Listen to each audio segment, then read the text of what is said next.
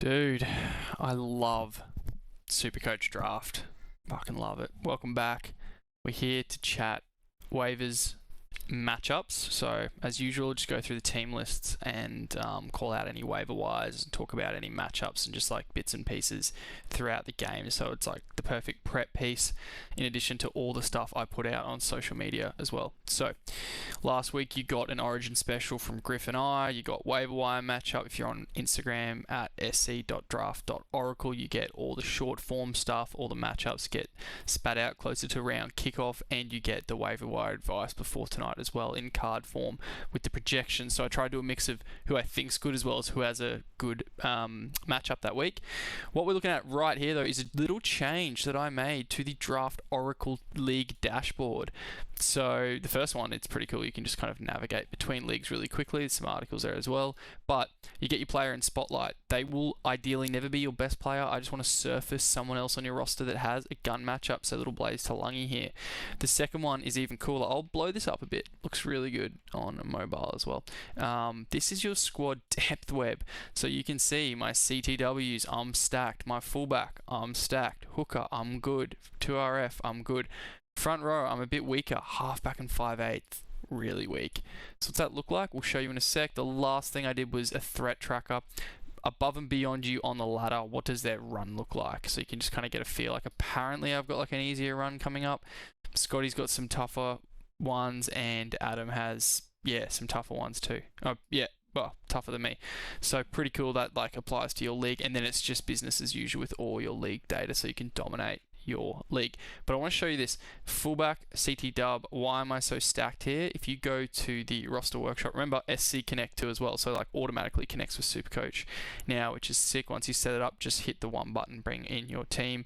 But if we just look through the roster, you will see bang in all of its glory, boys. That's crazy. Fal Lolo enters Ruby. What an absolute little weapon. We've got Murray Talangi steady in Ruby. Probably needs a try or something soon to kind of stay in there. Bostock, I'm assuming he'll drop out, but if he has a good game this week and he has a gun matchup, then he won't. And then we've got Tommy Jenkins as per, and then Suafa'alongo in fullback there. So just a sick back line. Halves are pretty weak, but that should be Adam Dewey. Look at what happens, boys. If we drop him in, do I go over anyone else? Yeah. Look at this. It's crazy good. This is fine. Like, we expect Fafita to be Ruby eventually, surely. We expect Payne to potentially even be Diamond, definitely Emerald. Aden's a bit of a letdown, but he could definitely make Silver just with one big upside play coming soon, and then Harry. So really nice, well-rounded team. If we jump back to the main page, you'll quickly see how the web updates with Dewey coming in. Bang. Like, that is a sick team. We've got upside positions, fullback, CT dub covered, and we're not super weak in our base positions. The sad thing about Blaze is he had a try assist on the weekend, could have taken his average up into like a silver player. He must just be sitting just outside the top 100, the poor kid. He's in form, playing well. He had literally the last pass to McLean. So can we just get a clarification on what the deal is with last pass? Because then Cogger got it as the second last pass. Man, not much pisses me off. But when you've got a player like this on the fringe who you believe in and they get that kind of outcome, it's an absolute pain in the butt. So pretty frustrating because that should definitely be somewhere here. But yeah, really fun team. And then with Payne coming back, God, it's going to be a nice, well-rounded team. You can get a feel like someone will just say, dude, you need to get a better 5'8", or you need to fix your front row forward. That sort of thing. I could put Toby up there, actually. That'd be interesting if I did that. Anyway, I won't waste your time. I want to show you that because it's really sick little change. Really fun to tinker with. Matchup manager. I tested on the weekend at a one button press to bring in your matchup and then get scores every time you press refresh, which was really sick. You would have seen my reel on that. God damn, doesn't that look good? What the heck, dude? That's nice. Oh yeah, waiver scanner as well. I want to touch on really quickly. That's a big change too. That I think will benefit a lot of people in different leagues. So now if you come down to waiver scanner, there's literally a slider if you want to surface more players. So say I just want to look at CT dubs and drop the thing, but I want like just short term, and I want to drop out injury affected games to clean up Semrani, Luke Lauliti, who we know was going really well, Hiroti, Kitione Kautoga, Billy Smith. So just, and Gerald Skelton. So some of my waiver pickups getting literally that I've mentioned, that I'm about to mention, get pulled up in the scanner. It's just like it couldn't be better. However, let's talk waivers and matchups, guys, for the week. I just want to talk about last week. Talon De Silva didn't really hit because Harrison Edwards came in onto the bench. McKaylee was looking awesome, limped off with an injury, but still got you a 50, so that was fine. And again, you can double dip on McKaylee this week. I recommended Dylan Egan. He finally hit. He is no longer 50% owned, nor should he, below 50% owned, and nor should he be. I've been recommending him for a couple of weeks, so if you jumped on, you just directly benefited. So you're welcome, and that's why we do it, and appreciate you backing me in. I mentioned Kautoga, who hit a 60 plus. The offload is rolling with that guy. If he can keep connecting with Joash Papali'i, who's doing a job there too, there could be a line break assist or two coming his way. I think he did have one last week, potentially too. So Kautoga, he's just a guy in deeper leagues, like 3 2RF leagues, I should say, where you put him on as your third guy, you've got a chance of an 85, maybe at worst a 45, 50. It's not going to hurt you, but that little 30-point boon that he has as an offloader who's clearly got the green light, I think Kautoga is a key guy to grab for people who... You should have got him last week when I recommended him, but he's a guy to grab this week. Halfback Liam Sutton, 5'8" Liam Sutton last week. He scored still under 70 with a try, but it's fine, totally doing a job for you. The CT dubs we spoke about, Addo Carr I don't think did much. Karapani did do something. Brian Kelly did do something. Ramian looked good but didn't do anything. Makasini, he had a try, didn't do much, and then was injured. Billy Smith scored and did well. So my CT dub recommendations, Jesus, I think we hit it's like over 70% of the recommendations pretty much there. Oh, no, not 70, but yeah, 60-something% there. And then fullback Iongi, if he was available, you know why I recommended him and why I recommended you draft Isaiah Iongi. The dude can play. He is one of the best players 10 meters out with the ball on the sweep, the fullback. Just his speed and power, it's absolutely unreal to watch. Just love him. So if he was available, you had to get him. I'll repeat that if he is available for whatever reason this week, he's an absolute bona fide number one waiver wire ticket. Let's do waivers first, I guess. I spoke about McKaylee. Arama Howe kept the spot for the Titans. I'll just jump down to that game. We should talk about it. Whatever. Middle of nowhere. Avoid matchup, and the bench is full of small forwards. And we've got Chris Randall could come in and start. Chris Randall could come in after half-time. Chris Randall could come in after 30 minutes. I don't think Cleese Haas goes to the edge, but, they've got Patson there. I think even Christensen's there as well. Let me just check the team list, double-check that one so I don't do you dirty. Plus, it's against the Broncos, I don't love. Yeah, so they've got Paxton, Moran, Randall. We know Moran plays through the middle. Haas plays through the middle. Summerton plays hooker. But, yeah, Paxton and Randall, just that stresses me out for that. But I do expect maybe just off Origin and all that, Tino... No, actually, I don't think he'll play less minutes. They can win this. I think Tino goes large this week, big time. So his matchup is favourable, and that pack's depleted for the Broncos. So Arama Howe, if he's out there, not a number one because of the risk, and he did get dropped for Thingo. But then the words in the press statement were that it's tough for a young guy playing 80, blah blah blah. They'll just give him rest as required. With Paxton there, he's got to be knocking on the door. You don't know how he could be training the house down. Both could be. I don't really know the deal. Just, top. He's a higher end waiver if you just have all your headaches sorted and you're just looking for an upside gamble for a front row or two, because we did see what he can do. But, again, the caveat with Howe is we have Jaden Campbell playing on the left. I mean, we haven't seen a heap from the young fella, Zane Harrison, so... Even if Howe plays 80, he's not a base guy, and without those line break tries he started the season with, his upside's a bit capped, and then the floor's pretty low. I think he's a mid-tier waiver if you're needy and want to take a risk, but I'm not going to say to put too much stock into that, just because I think even if he does keep the spot, I mean, there could be future reshuffles as well, so maybe it's a long-term play, but I'm not going to say number one. I don't think, guys. Keep your top waivers if that's your only option this week. Whereas Dylan Egan, if he's still out there, that is a top waiver. He's playing 80. He's looking good. He had upside in last year and in Cup. Hasn't quite really hit it. but yeah, he's a legitimate talent. So and has the role. So yeah, Dylan Egan, I'd take over Howe. But again, different like horses for courses because Howe's a front rower. Kautoga I spoke about. I think he's good. Wilton, if he is available, look, he's hit some upside. But I just think if Trindle's running the show, a lot of left edge action. You got Kaelio back, and they're playing the Dragons. Wilton, Nickera, yeah.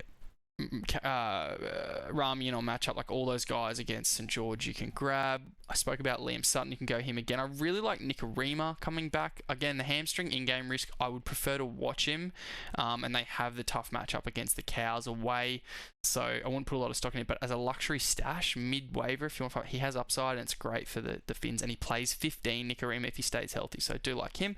In halfback, Volkman and Jock Madden, they both do different stuff. Madden kicks goals. Volkman sort of doesn't really run it more, but he's a little bit more dynamic of an athlete. I played Volkman last week over Madden, which was kind of a mistake, but I got lucky. He got a late try assist. I think I'd prefer Madden. Just kicking goals, it's score 3 tries. Yeah, you've got it. You boost your floor from 30 to 40, and it's not a disaster. And then if he gets 55 with a try assist and something else, then that becomes 60, 65 plus. So I prefer Madden over Volkman, guys. Although Dewey is back apparently around 16. Don't know how long he lasts. So if it's rest of season, it's Volkman. If it's shorter term, it's Madden. Both play 15. So yeah, just yeah, pick your poison there on different reasons and on matchups and stuff. Let's see if... Yeah, look, Volkman has a bit of an opportunity this week according to the defensive weakness slot here. You can see on screen. That's interesting. Madden, does he populate anywhere in the halves? No, he doesn't. But let's go through these matchups and I'll talk on a few more guys later. Gun matchups are Edwards, Marju, Iro, Bostock, Osako, Cleary. So some of these names, you'll say, this guy was here last week. He either genuinely has the opportunity or his scoring is so good and consistent or whatever that he beats out the others in rank. Psychologically, a really good way to think about gun matchups and elite matchups is they're basically the same thing, guys. It's just a bit of fun to colour the first out of the 4 in gold. Like, Faulolo could be pretty close to Edwards, or there could be a bit of a gap. Either way, don't overthink this. It's just a language thing. It's just a fun socialization piece. Marju is killing it, man. Like, base there, tries, the team is elite. And this week, they play Melbourne, who've been really leaky. And he's running at the right edge. So, yeah, he's just a beast. So, while Everponga's healthy, Marju is a absolute go. Iro comes back in and gets the gun matchup over like Latrell Sigwalt, who's running off Latrell Mitchell's sort of pedigree in that left centre slot, as well as he's scored okay there. So it's a bit of a double-edged sword there with Sigwalt, where I don't really rely or trust him playing Manly, who have actually been quite good defensively. I wouldn't put a lot of stock in Sigwalt. I don't really have him as a waiver wire guy. He is fine to plug in on matchup. Nearly the same as Fletcher Hunt. They're very similar, and they have opportunities. So Hunt against Melbourne, just that left edge. That's that Hunt into Marju. But Hunt will be benefiting off Bradman Best's sort of baseline that he's set up there in that left centre. So when the model reads that area, it does chip Fletcher Hunt for playing that role and not being amazing, but it doesn't disrespect that they are a left edge dominant team to a degree, and it has a solid floor there built by Bradman Best. So the model does a couple of different interesting things to manage these complexities of new guys coming in to roles that already exist, like Sigwalt and Hunt, and it tries to pin them in the best way possible without being too harsh or too optimistic, is a good way to put it. So just these elite matchups are a good signal. They're a strong, like, maybe not strong, but they're totally, I would say probably strong. Yeah, they're a good signal about what's happening. Like if your player is named in here, I would say we're getting about a 60% hit on these guys. Favorable, which is your blue. So favorable, cooler, they're hitting it like 70% to finish in the top half of their position. So if there's 16 left centers or whatever playing at a weekend, it's 70% likely that Cooler scores in the top 8 basically at the moment, which, I mean, on their averages is pretty high, dude. The top 8 centres, that's a 60+ score easily. Well, not easily, but pretty confidently. And that's huge when you're playing a game that you usually win Supercoach draft. If your team, if we take captains out, if your team all scores 60, you usually win. Maybe 65 this year if you average it out. So that's what we're trying to do with this model. We're not trying to say every single time the gun is the best outcome. What we're trying to say is, where do I put my confidence if I have sit starts or VCs or captaincies? That's what this is all about, guys. Then with free agencies and pickups, it's even more valuable because, like, look at Brian Kelly last week. He was in this elite matchup. I recommended him. He scored a try, actually against my belief, because Moses was out. So when we look at this stuff, it's just about watching this video to kind of get the right tone, the right thinking, and kind of let me balance some of these expectations out, right? Because not all of them, like Satili, are bang on. There's a really strong baseline set by Preston. Satili's hit upside. He probably has a fair freaking opportunity against Para. There we go. We've spoken about it. Is he the best right to RF? No. But now if you've got Satili, you can start him off this, man. 100%. That's the way data works. That's why this model and my content, I guess, is reliable to a degree, and it's interesting. And I'm also transparent if there's misses and hits, and I've got the confidence data, which show me someone else doing projections and matchups with data telling you how they're performing. Anyway, I'm rambling a bit now. Flaulolo, Falongo, Kennedy's crazy, but remember, he's playing the Dragon, so it just sits on a huge matchup score. Trindle is reliable. Kitione Kautoga keeps flowing in, but he's not available. That'll be... what's his face? Sorry, guys. I've just Mulatalo. I need to tidy Kautoga up and get him out of here. The West's lock is that young guy. Do not do that. And lock for the Broncos is not Jacevsky. Jack Jacevsky. God, that's hard. Jacevsky.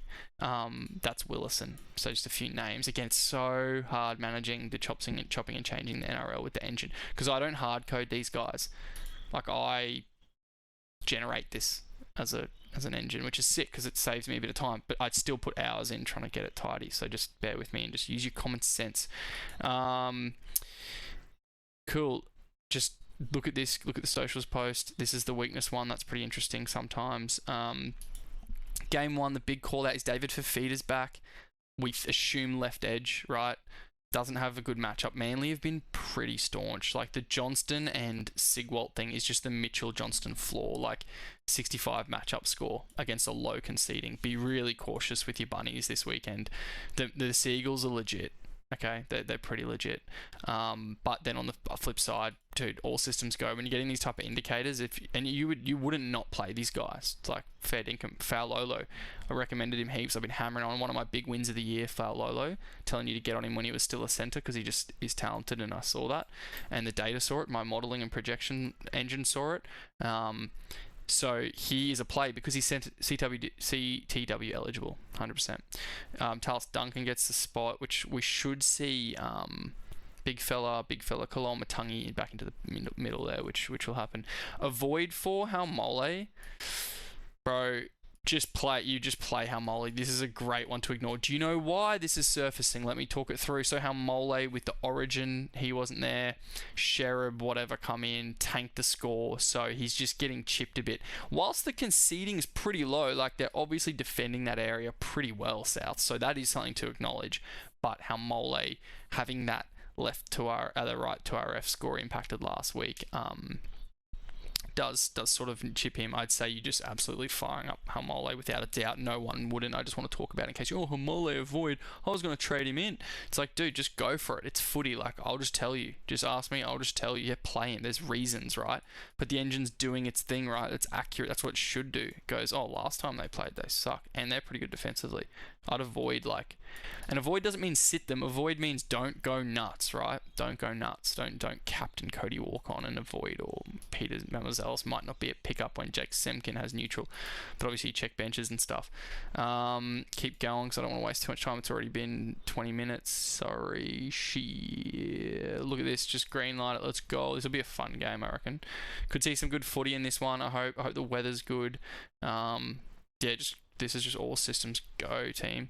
What I noticed was actually this Sean Blore is actually Cooper Clark, which I fixed and it didn't work, which is annoying. Or it didn't work straight away. So Cooper Clark, I love as a grab. I didn't mention him because I'm dumb. In front row, being front row eligible is so OP for him.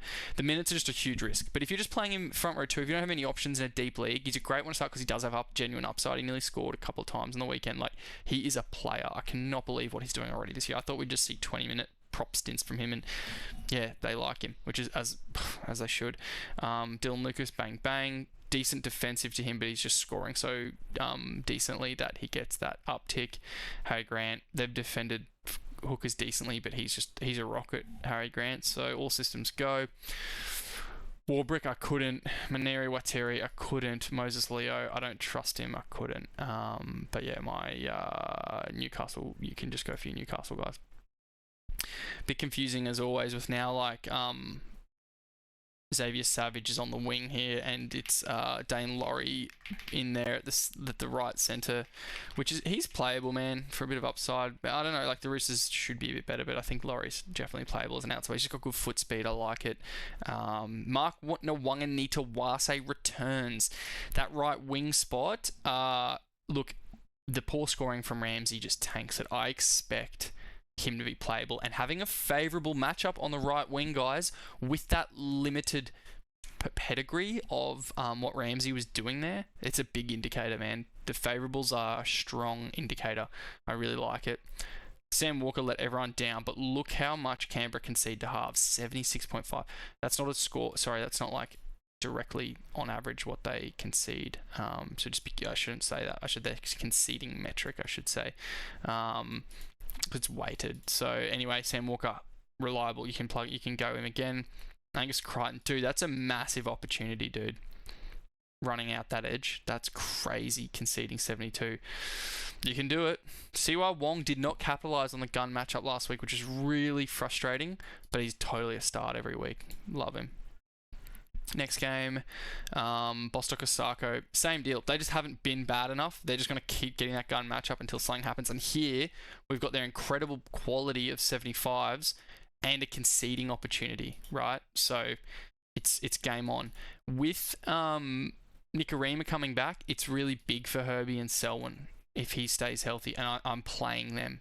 I don't care about the matchup for Selwyn being tough. They're playable. Geez, Hammer. Ew. Yeah, you play your guys in this. This could be a shootout for sure. Brisbane, Gold Coast. Reece Walsh with an elite matchup did not do anything, but his team was so bad. He looked pretty good as a recent trader for him. He looked pretty good. I do expect him to be a bit better. I don't know about the team. Shibber's out. That's Grant Anderson. I don't even mind Grant Anderson for Josiah Karapani. He has the opportunity, Karapani, but he's been pretty mud, so like it's tough for him, but you go him for sure. You just all systems go. As I said, I think Tino goes well, Pasco goes well. Don't trust all the forwards. Willison at lock, he should be there at lock. That should be Xavier Willison, as I mentioned above. And Jezewski, I think he's going right to RF, so they're sort of just a swap. I'm not even gonna do it, but I don't like Jack Jezewski. I don't care about the favourable. Willison, absolutely a start. I would start Piacora in this. A line break tries on the cards. He hasn't done anything, doesn't look like it, but I think in a deep league, he's definitely playable just against the Titans. Just see what happens if you're chasing, for example, like where they're playing pretty late in the week. You can go for it. Dylan Edwards, another gun matchup for him. He's pretty good at converting on them. Buller, tough, yeah. Skelton, I've got as a waiver, guys. I mentioned him just not this week on the matchup, but just that territory's been pretty good. Luke Lally and stuff. I didn't actually catch who comes in left center. My apologies. Wow, they named Macassini, dude. What on earth? Yeah, okay. They named Macassini again. Yeah. That's good real estate, maybe not for this week. Like, they're just not taking hits out there. Team A, you can go it. Cleary, yes sir. Crazy matchup metric for him. Casey, yeah, you're just doing the thing here. Alan Motti, you might sit, but I wouldn't sit Penrith backline. not the way they play. Cronulla and the Drags. Got anyone in this? Yeah, I've mentioned like Wilton if he's available, and like even Nicker. Dude, this is crazy. The favourables go for it. Jaden Barrell comes in at hooker. I assume, did he? Or did they go Hohepa Peru? Yeah, Jaden Barrell comes in and Puru is on the bench, and then the other Puru, Nephi Puru. He's a small dude. I guess. Yeah. No, wait, what am I doing? Sorry, my bad. Yeah, Nephi Puru again against the Dragons. If you have to, you can. I'd prefer Madden, even against the Panthers, I think. Gotta be good if Hines was healthy for this, for Classic and draft.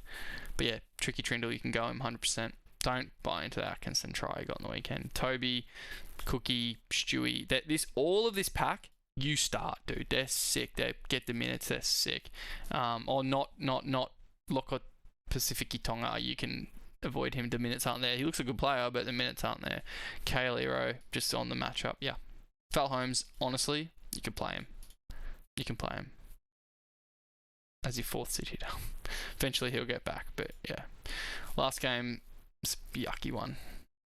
Just my boy Isaiah, hopefully has a big game.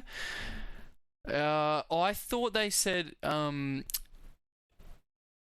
Stephen Crichton would be injured, so just monitor the swaps around here. If Tuala goes centre, I really like it, just a bit more base, more tackles. So this is wrong as it stands. Tuala's on the wing and Crichton's here, but if Crichton drops out, I don't know what his deal is with his health.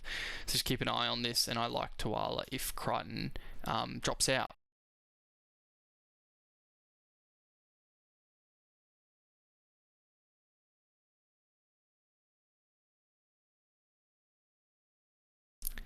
Jesus. Dude, who designs a headset that turns off while you're using the mic? But yeah, sorry, that's annoying. Tupanua, yeah, I think back he's got both the opportunity and the scoring right there. Harry Hayes looks decent, the minutes aren't quite there. Left to left is actually Jamin Salmon, the slippery boy. I don't know about playing him. Kautoga. Yeah, I said you play him. You got just a bit upside. In-game injury risk for Kelma Tulang. You'll never catch me playing him. No way. Brian Kelly, Sam Rani, sort of. He's a bit funny. I think you can play him as a fourth if you need to. Like Brian, Sam Rani, Adakar, they're playable this week, guys. I think that'll be it. Yeah. If you're on the Substack, which you should be, just message in the thread. I'll put it up. I'm happy to help with like tickets and stuff. I sometimes do forget to ask that I'm open for discussions to all the Substack guys. Absolutely. Yeah. Thanks for watching. Hope this helps.